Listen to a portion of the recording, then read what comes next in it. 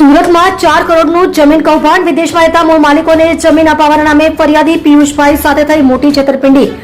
યશ બેંકમાં ખોલાવ્યા બોગસ ખાતા. મુખ્ય આરોપી રવિ કોલડિયાએ અંકલેશ્વરની બેંકમાં બોગસ સહીઓ કરી ખોટા ખાતા ખોલાવી ચેકના નાણાં અંગત ઉપયોગમાં લીધા. મુખ્ય આરોપી અને બેંક કર્મચારીઓ વચ્ચે કડી બની બોગસ એકાઉન્ટ ખોલાવનાર અસમત ખાનની પોલીસે કરી ધરપકડ. બેંક કર્મચારીઓની ધરપકડ બાદ હવે આ સમગ્ર રેકેટના અન્ય સભ્યોને ઝડપી પાડવા સુરત પોલીસે તપાસ તેજ કરી.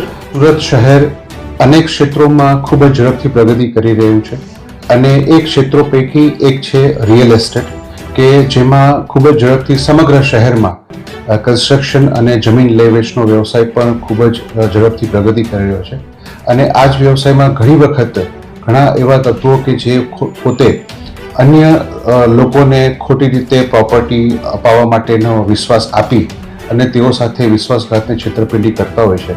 એવા જ એક બનાવમાં ફરિયાદી શ્રી પિયુષભાઈ સાથે રવિ કોલડિયા નામના આરોપીએ તેમને જમીન અપાવી દેશે એવો વિશ્વાસ આપી અને આ જે જમીન હતી એ ફોરેનમાં વસવાટ કરતા લોકોની હતી અને તેમની સાથે વિશ્વાસ અપાવી ફરિયાદી પાસેથી 4 કરોડના ચેક લઈ લીધા અને જે મુખ્ય મૂળ માલિક હતા તેમના નામના ખોટા યસ બેંકમાં અંકલેશ્વર ખાતે ખાતા ખોલાવી અને એ ખાતામાં ફરિયાદી દ્વારા આપવામાં આવેલા ચેક જમા કરાવી અને પૈસા પોતે પોતાના અંગત ઉપયોગમાં લઈ લીધા.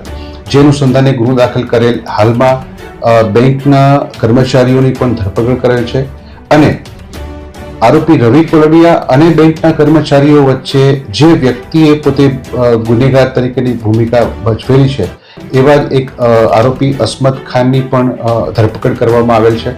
આ આરોપીનો રોલ એવો હતો કે એણે રવિ કોલડિયા અને બેંકના કર્મચારીઓ સાથે એકબીજાનો પરિચય કરાવી અને પોતે ખોટા બેંક એકાઉન્ટ અન્ય સાહેદના નામના કે જે લોકો ભારતમાં હયાત નહોતા તેમના બેંક એકાઉન્ટ ખોટી સહીઓ કરી અને ખોલાવવામાં હાલના આરોપીની મુખ્ય ભૂમિકા છે. એની ધરપકડ કરવામાં આવેલ છે અને તપાસ ચાલુ છે.